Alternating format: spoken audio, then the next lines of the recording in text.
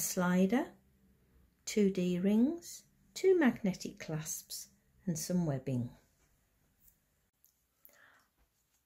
Iron interfacing onto the front flap and the 2 main outers. Take your front main piece and attach your magnetic clasps where it tells you on the template. Now take the lining of your flap and attach the other half of your magnetic clasps as indicated on the pattern. Taking the flap, place your front fabric of the flap on top of the lining of the flap which you've put the magnetic clasps on. Line up all the edges and then clip along there and along there. I've clipped the 3 sides, leaving this part open. I'm going to take it to the sewing machine and I'm going to sew using a 1/4 inch seam allowance along there and stop, along there and stop, and up to there and stop. I've sewn along the 3 sides and I've snipped both corners and I'm going to turn it the right way round. I've turned the flap the right way, I've pressed it and I've used a 1/4 inch seam allowance and I've top stitched all the way around to give a nice neat finish. Again, left the top open. Place your outer fabric without the magnetic clasps on and then take the flap that you've just made and place it right sides together on top, line it up centrally and then clip along the top. Once you've clipped the flap into position, take it to your sewing machine and tack along there really close to the edge. This is to stop it moving. Place your remaining outer fabric, the one with the magnetic clasp on top. Line up your edges and clip the 3 sides. I've clipped the 3 sides and using a 1/4 inch seam allowance, I'm going to sew from there all the way down to the bottom and stop, along there and stop and back up to the top, leaving this open. I've sewn along there, along the bottom and right at the top, and I've left that open and I've snipped each corner. We'll put it to one side while we do the straps. Now we're making the strap. Place your webbing through your slider, thread it through,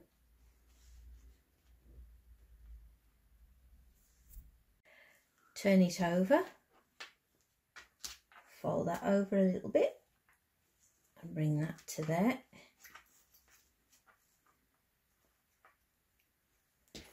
And clip it. One there, one there.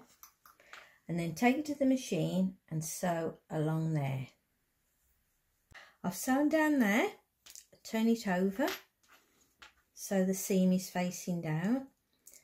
Get your D-ring and just slide it through. Make sure there's no twisting in your webbing and take the other end and thread it through your slider and thread it through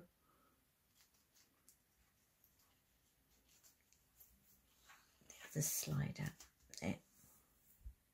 Take your shorter piece of webbing and thread it through the D-ring.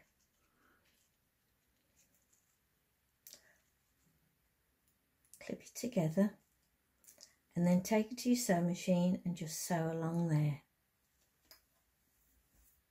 Now we're going to box the corners. Put your hand inside and form a triangle and make sure that seam and that seam line up. Flatten it out. Get your tape measure and measure from there to there 4 centimetres and draw a line across. I've drawn a line and I'm going to take it to the machine and sew along there. Repeat for the other side and then cut off the excess fabric. Once we've done that, we'll turn the bag the right way. making the pocket. Place your pocket outer fabric on top of your pocket lining, right sides together. Ensure that the sides line up, clip, and then take to your machine and sew along there 1/4 inch seam allowance. I've sewn along there. Now I've got to flip it over, line up the bottom of your front there, bring that up and press. I've pressed it and then I've top stitched it to give a nice neat finish, and the next stage is to get rid of these raw edges. So you turn it over and you fold over 1 centimetre all the way around and press. Do the same for all 3 sides, and now we're going to attach it to the bag lining.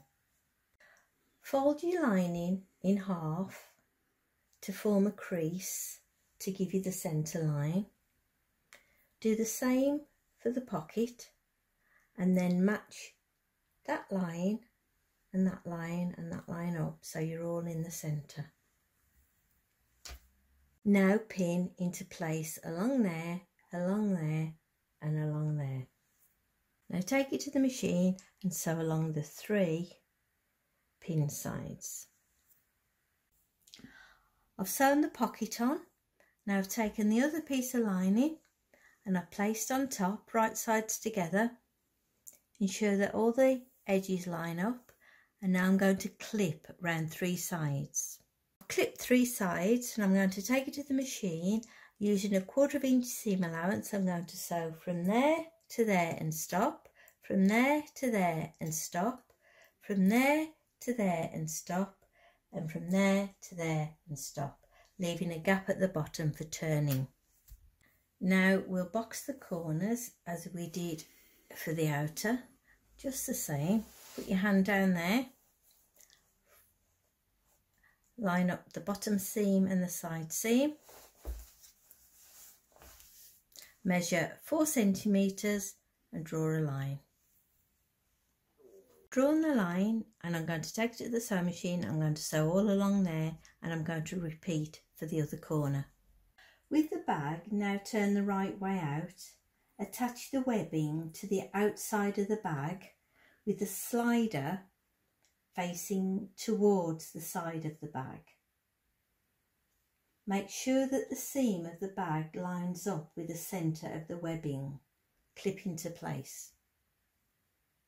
Now attach the other end of the webbing. Make sure there are no twists and attach the webbing tab. Make sure that the seam lines up with the centre of the webbing tab. Clip into place. Tack into place and repeat for the other side. Now we'll put the main bag into the lining. Fold it in half, open your lining and place it inside, and make sure that all your side seams match up. I've matched up the side seams and the top edges. I've clipped all the way around, and I'm going to take it to the sewing machine and I'm going to use a 1/2 inch seam allowance, and I'm going to sew all the way around, joining the outer bag to the lining. I've sewn all the way around, joining the lining to the outer, and now I'm going to turn it the right way through by pulling it through the gap we left at the bottom. I've turned it the right way out and I've stitched up the gap. Now tuck the lining inside the bag. I've tucked the lining in. I'm going to press it, and then I'm going to top stitch all the way around, keeping the flap out of the way. You might want to use one of your fancy stitches at this stage. Finally, I've top stitched all the way around, and that's your Madison all finished.